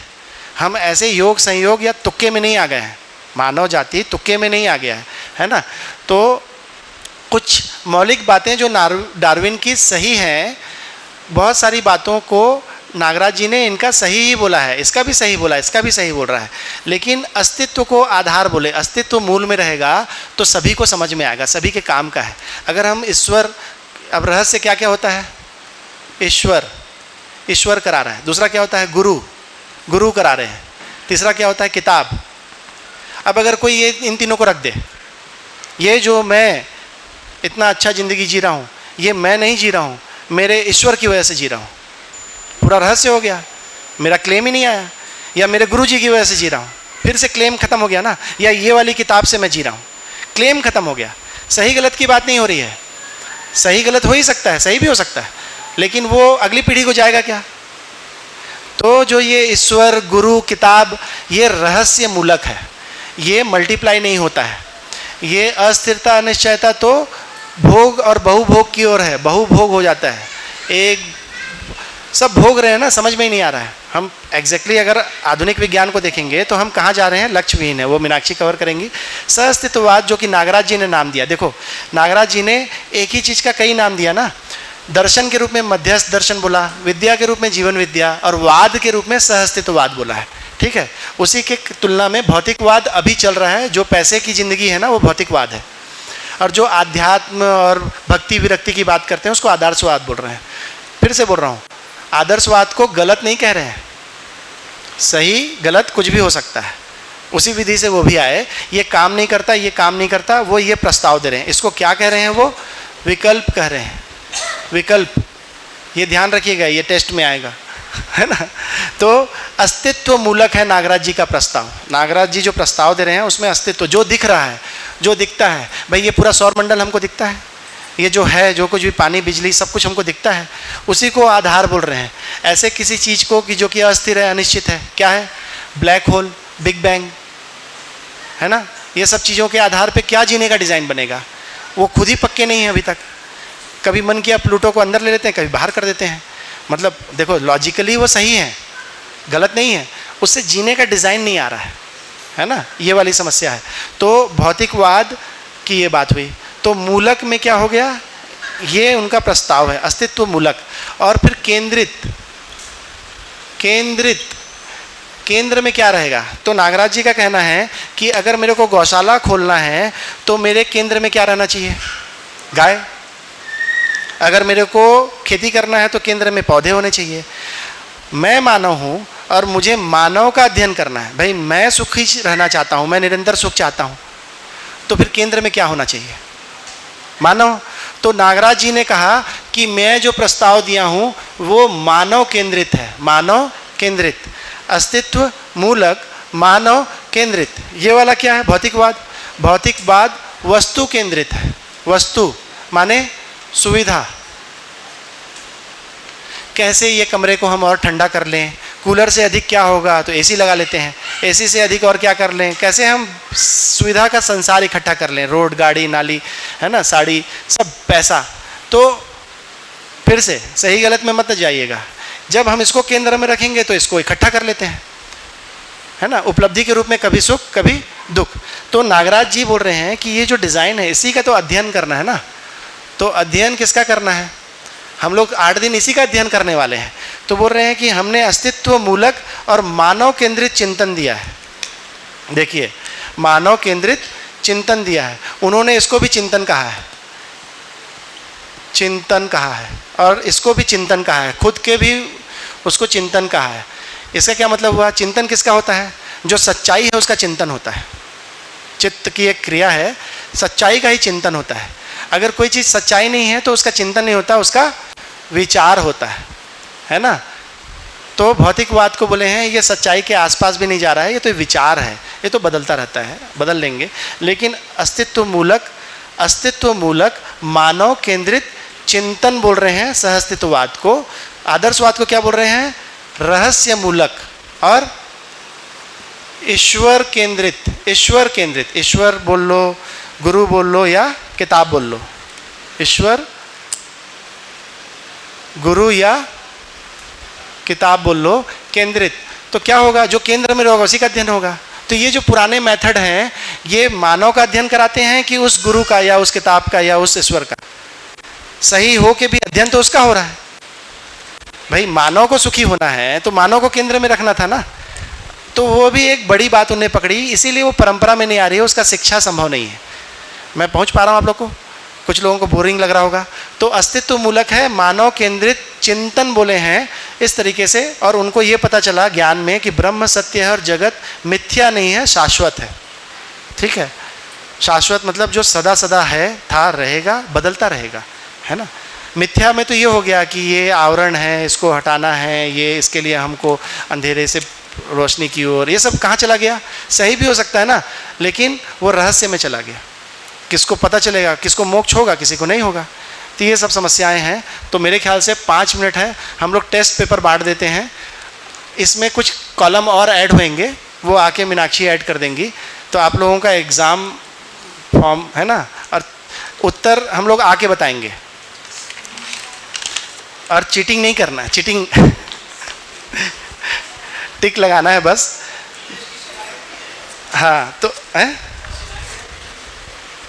भैया, देखो टेस्ट हो रहा है। इसमें क्या है, आप लोग बोलोगे क्यों टेस्ट ले रहे हैं? क्यों ले रहे हैं पता है? क्यों? क्योंकि हम लोग करीब 3-4 साल से यहाँ पे हैं और हम ये देख रहे हैं कि लोग आते हैं, पूरे ऊर्जा से आते हैं, उत्साह से आते हैं, अपना 7 दिन देते हैं। कोई भी बदमाशी करता है क्या? सभी जिम्मेदारी से अपना दिन लगाते हैं। 7 दिन बाद समय बीत जाता है। जो भैया लोग, जो पुराने लोग हैं, आप लोग को ध्यान होगा कि ये बातें होते होते हो भी जाती हैं और हमको ध्यान भी नहीं बनता है, और हम घर जाते हैं और हमको लगता है कि कुछ तो ज़बरदस्त था। ये प्रभाव कितने दिन रहता है? अधिकतम 10 दिन। फिर हमको यही नहीं पता चलता कि क्या अंतर है भाई, क्या बात हो रही है। ये नागराज जी इतना नया बात क्या बोल रहे हैं? नया क्या है? तो नया ये है कि इसका जो मूल में अस्तित्व है, इसके केंद्र में मानव है, ये नया है। इसीलिए ये मेरी बात है, एज अ भाई, एज अ पिता, एज अ बेटा, एज अ पत्नी, एज अ बहू, एज अ बेटी, ये मेरी बात है। इसलिए ये बहुत ही दमदार है, ये बहुत ही अच्छे से काम कर रहा है। कल हम लोगों ने अनेक तरीके से आप लोगों को बताया कि ये बहुत तेज़ी से सफल हो रहा है। All India council for technical education, क्या बोला मैं? AICT, जैसे मैं बताया था, छत्तीसगढ़ विवेकानंद टेक्निकल यूनिवर्सिटी छत्तीसगढ़ के सभी इंजीनियरिंग कॉलेज को मान्यता देती है, उसका हमारे साथ MOU है। ऐसे ही पूरे देश के इंजीनियरिंग कॉलेज, पूरे देश के सभी इंजीनियरिंग कॉलेज को किससे मान्यता मिलती है? AICT से। है ना, AICTE all India council for technical education, वो इस दर्शन की 11 किताबों में से 9 किताबों को अलाउ करता है पढ़ाओ बच्चों को। हर इंजीनियरिंग कॉलेज के फर्स्ट ईयर में बच्चों को इसको चेतना विकास मूल्य शिक्षा करके पढ़ाया जा रहा है। आज इस देश का हर इंजीनियरिंग कॉलेज का बच्चा फर्स्ट ईयर में इसको वैल्यू एजुकेशन बोल के पढ़ता है। ऑप्शनल है लेकिन पढ़ाया जाता है। ये इतना सफल है, इसमें कोई जात पात, अमीरी गरीबी, नर नारी, धर्म जाति पंथ कुछ भी आड़े नहीं आता है। क्या बोला मैं? कोई भी जात पात, धर्म जाति, अमीरी गरीबी, है ना, कोई भी तरीके का पंथ, कुछ भी समस्या नहीं है। पूरे देश में विवेकानंद टेक्निकल यूनिवर्सिटी छत्तीसगढ़ में AICTE दिल्ली लेवल पे, राष्ट्रीय लेवल पे हर इंजीनियर को पढ़ने के लिए अलाउ कर रही है। इसी कड़ी में दिल्ली में हैप्पीनेस करिकुलम में ये बड़े स्केल पे हुआ, छत्तीसगढ़ में हुआ। तो इस बात को ये मेरा लास्ट पिच था। अब हम लोग और प्रूफ नहीं करेंगे, है ना, कि ये कितना ब्यूटीफुल और कितना सार्थक डिज़ाइन है जो कि हमारे जीने से हमारी बात करता है। तो अभी मीनाक्षी आएंगी, इस टेबल को पूरा करेंगी। उसके बाद अब हम लोग ये मानेंगे कि ये हमारी तरफ से रखा गया। 8 दिन में इससे ज़्यादा की ज़रूरत नहीं है। इससे ज़्यादा जानना हो तो आप लोगों को खुद मेहनत करना पड़ेगा, कर लेना जिसको ज़्यादा जानना हो तो। फिर भी मेरे ख्याल से हमने काफ़ी अच्छा समय दिया है। ये टेस्ट है, इसमें आपको टिक लगाना है इसलिए कि आपको स्मरण आ जाए, स्मरण टिक जाए। नहीं तो 7 दिन बाद अगले 10 दिन में भूल जाओगे यहाँ क्या स्पेशल था, तो कुछ खास याद भी नहीं आता क्या स्पेशल था।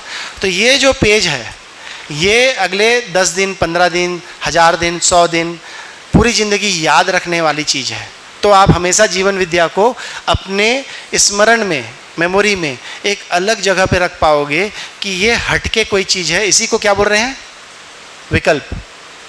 नागराज जी इसको विकल्प कह रहे हैं। इस भीड़ में हिस्सा नहीं बोल रहे हैं। इन सब को पैकेट में बंद करके आदर्शवाद बोल दिए। जितना भी चारवाक दर्शन की बात हुई थी वो भौतिकवाद है।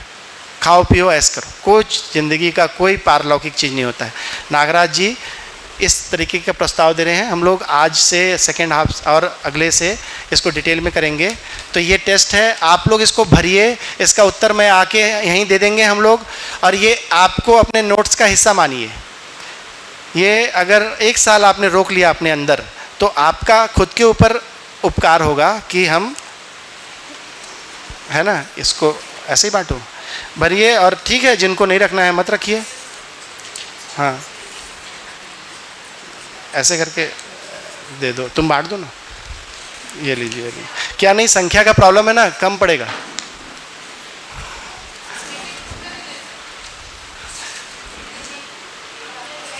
ये टेस्ट है भाई। अभी हम लोग चाय पीने चलेंगे और वापस आके इसके उत्तर देखेंगे। अभी उत्तर भरना है आप लोगों को।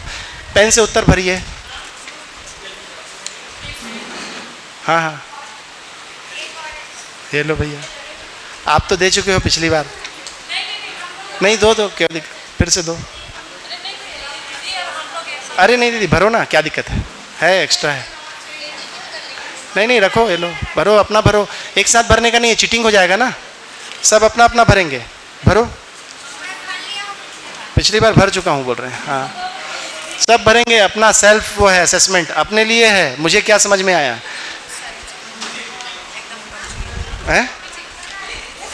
अकेले का नहीं करना है ना, सबको अपना अपना भरना है। आप यहाँ अकेले आए ही नहीं थे ना। हाँ हाँ, सब भरिए, सब।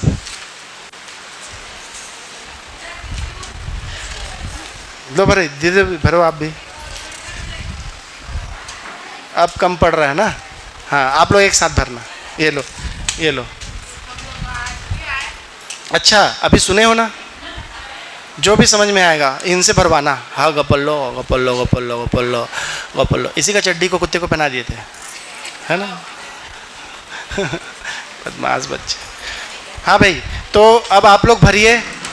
मेरे को एक आध सैंपल दिखाइए। पहला प्रश्न क्या है, दूसरा क्या है। और चीटिंग नहीं करना है, खुद का जो अपन आज दिन भर सुने हैं वही भरना है ना। सारे आसान है, बहुत आसान है। और क्यों करा रहे हैं? आपको खुद याद हो जाए, आपको स्मरण में आ जाए, इसलिए करा रहे हैं। हाँ, आज दिन भर में यही बात हुआ है। एक दूसरे से पूछने की ज़रूरत नहीं है, हम लोग आखिरी में बताने ही वाले हैं। खुद को पूछिए कि मेरे को ये उत्तर याद नहीं है, इसी कमरे में मैं था, इसी कमरे में मैंने सुना है, मुझे क्यों याद नहीं है ना?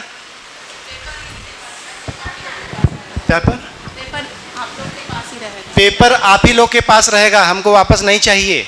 ये आपका नोट्स टाइप का बहुत ही सरल है। जो पुराने लोग हैं उनको तो कुछ भी कठिन नहीं लगेगा, है ना? अच्छा देखो राखी दीदी को नया लग रहा है, कोई ठीक है। तो अब हम लोग आएंगे चाय के बाद, फिर हम लोग आंसर बता देंगे।